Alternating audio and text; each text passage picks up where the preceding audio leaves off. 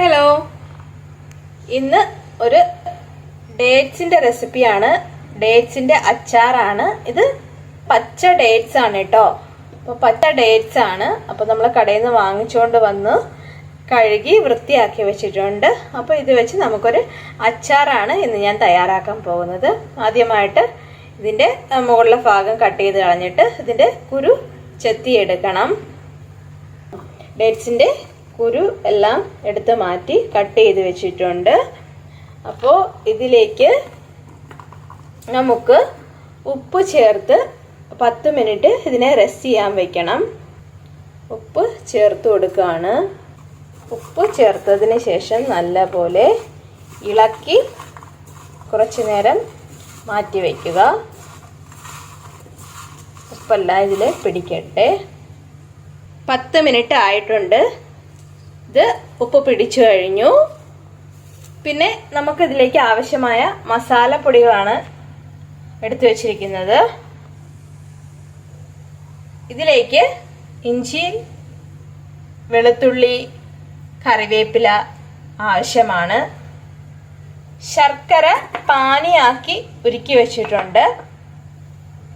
മസാലപ്പൊടികൾ ഉലുവാപ്പൊടി, മുളക് പൊടി, മഞ്ഞൾപ്പൊടി, പിന്നെ വെളിച്ചെണ്ണ ആവശ്യമാണ്. വിനാഗിരിയും ആവശ്യമാണ്. ചട്ടി ചൂടായി കഴിഞ്ഞു. ഇതിലേക്ക് നമുക്ക് വെളിച്ചെണ്ണ ഒഴിച്ചു കൊടുക്കാം. വെളിച്ചെണ്ണ ചൂടായി വരട്ടെ. ചൂടായി വരുമ്പോഴത്തേനും നമുക്ക് ഇഞ്ചിയും വെളുത്തുള്ളിയും ചേർത്ത് കൊടുക്കണം. കടുക് പൊട്ടിയതിന് ശേഷം ഇഞ്ചിയും വെളുത്തുള്ളിയും ചേർത്ത് കൊടുക്കുക. നന്നായി വഴണ്ടി വരട്ടെ. ചെറിയ ലോ ഫ്ലെയിമിൽ വയ്ക്കാം. ഇതിവിടെ റെഡിയായി വന്നിട്ടുണ്ട്. നമുക്ക് ഇതിലേക്ക് എടുത്തു വച്ചിരിക്കുന്ന മസാലപ്പൊടികൾ ചേർത്ത് പച്ചമണം മാറുന്നത് വരെ ഇളക്കി യോജിപ്പിക്കാം. അപ്പോൾ പച്ചമണം മാറുന്നത് വരെ നല്ലപോലെ ഇളക്കി യോജിപ്പിക്കുക. കുറച്ച് വിനാഗിരി ചേർത്ത് കൊടുക്കാം. വിനാഗിരി ചേർത്ത് കൊടുക്കുകയാണ്. ലോ ഫ്ലെയിമിൽ ഇരുന്ന് തിളക്കട്ടെ. കുറച്ച് ഉപ്പ് കൂടി ഈ സമയത്ത് നമുക്ക് ഈ ഗ്രേവിയിലേക്ക് ഇട്ട് കൊടുക്കാവുന്നതാണ്. നല്ലപോലെ തിള വന്നിട്ടുണ്ട്. അപ്പോൾ തയ്യാറാക്കി വെച്ചിരിക്കുന്ന പച്ച ഡേറ്റ്സ്, പച്ച ഈന്തപ്പഴം ഇതിലേക്ക് ചേർത്ത് കൊടുക്കാം. പച്ച ഈന്തപ്പഴം ചേർത്ത് കൊടുത്ത് നല്ലപോലെ ഇളക്കി യോജിപ്പിക്കുക. മസാല നല്ലപോലെ പിടിക്കട്ടെ. മസാലപ്പൊടികൾ എല്ലാം നല്ലപോലെ പിടിച്ചു കഴിഞ്ഞു. അപ്പോൾ നമുക്കിതിലേക്ക് തയ്യാറാക്കി വെച്ചിരിക്കുന്ന ശർക്കര പാനി കൂടെ ഇതിലേക്ക് ആഡ് ചെയ്ത് കൊടുക്കാവുന്നതാണ്. ശർക്കര പാനി ഒഴിച്ചു കൊടുക്കാം.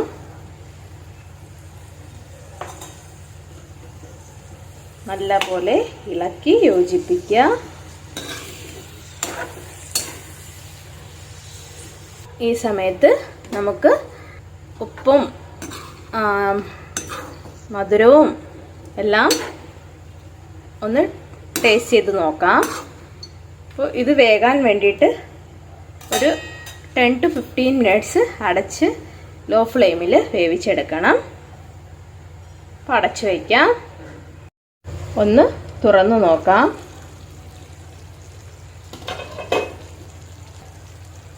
നല്ല മണം വരുന്നുണ്ട്.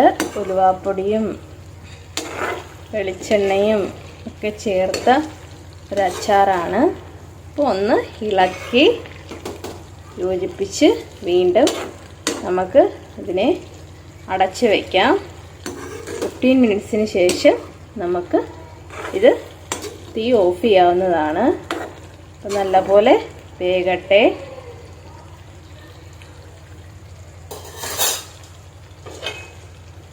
അടച്ച് വയ്ക്കാം. 15 മിനിറ്റ് ആയിട്ടുണ്ട്. നമുക്ക് ഇത് ഒന്നും കൂടെ ഇളക്കാം. ഇളക്കിയതിന് ശേഷം നമുക്ക് തീ ഓഫ് ചെയ്യാം. ആദ്യത്തെ ഒരു 2 ദിവസം ഇതിന് ചെറിയൊരു ചവർപ്പ് ടേസ്റ്റ് കാണും. അത് കഴിയുമ്പോഴത്തേന് ഇത് സെറ്റായിട്ട് വരും. അപ്പോൾ ഇതാ നല്ലപോലെ ഇളക്കി യോജിപ്പിച്ചതിന് ശേഷം തീ ഓഫ് ചെയ്യുക. നല്ല പോലെ ആറിയതിന് ശേഷം നമുക്ക് ഇതൊരു കണ്ടെയ്നറിലേക്ക് മാറ്റാവുന്നതാണ്. തീ ഓഫ് ചെയ്തു. അപ്പോൾ ഇതിവിടെ നിന്ന് ചൂടാറട്ടെ. ഈന്തപ്പഴം നല്ല പോലെ ചൂടാറി. അപ്പോൾ ഈ വീഡിയോ അടുത്ത ദിവസത്തെ വീഡിയോ ആണ്. അപ്പോൾ നമ്മൾ ഉണ്ടാക്കിയത് ഒരു വൈകുന്നേരമായിരുന്നു. അടുത്ത വൈകുന്നേരമായി, അതായത് 24 മണിക്കൂർ കഴിഞ്ഞിട്ടുള്ള ഒരു വീഡിയോ ആണിത്. അപ്പോൾ നല്ലപോലെ ഇവിടെ റെഡി ആയിട്ടുണ്ട്. അപ്പോൾ നമുക്കിതൊരു കണ്ടെയ്നറിലേക്ക് മാറ്റാം. അപ്പോൾ ഞാൻ സ്റ്റീലിൻ്റെ കണ്ടെയ്നർ തന്നെയാണ് എടുത്തിരിക്കുന്നത്. നല്ലപോലെ വെള്ളം തുടച്ച് വൃത്തിയാക്കിയിട്ടുണ്ട്. അപ്പോൾ നമുക്ക് അച്ചാറ് ഈ പാത്രത്തിലേക്ക് ഇട്ട് കൊടുക്കാം. വളരെ ടേസ്റ്റിയാണ്. ഞാൻ കുറച്ച് കഴിച്ചു നോക്കി. നല്ല ടേസ്റ്റി ആയിട്ടുള്ള ഒരു അച്ചാറാണ്. ഞാൻ ഫസ്റ്റ് ടൈമാണ് ഇത് ഉണ്ടാക്കുന്നത്. അപ്പോൾ ഫസ്റ്റ് ടൈമിൽ തന്നെ സക്സസ്സും ആയി. ഫ്ലോപ്പ് ആയില്ല. ഫ്ലോപ്പ് ആവാത്തത് കൊണ്ട് തന്നെ ഈ വീഡിയോ അപ്ലോഡും ചെയ്യാമെന്ന് വിചാരിച്ചു. വളരെ ടേസ്റ്റി ആയിട്ടുള്ള ഒരു ഈന്തപ്പഴത്തിൻ്റെ അച്ചാറാണ്. എല്ലാം ഇതിലേക്ക് മാറ്റി കൊടുക്കാം. എല്ലാം ഇതിലേക്ക് ഇട്ടിട്ടുണ്ട്. ആർക്കും ഇഷ്ടമായെന്ന് വിചാരിക്കുന്നു. ഈ വീഡിയോ കാണുന്ന കൂട്ടുകാരുണ്ടെങ്കിൽ ഒന്ന് ലൈക്ക് ചെയ്ത് സപ്പോർട്ട് ചെയ്തേക്കണേ. അപ്പോൾ thank you for watching video. അടുത്ത വീഡിയോയുമായി നമുക്ക് വീണ്ടും കാണാം. അതുവരയ്ക്കും ബൈ.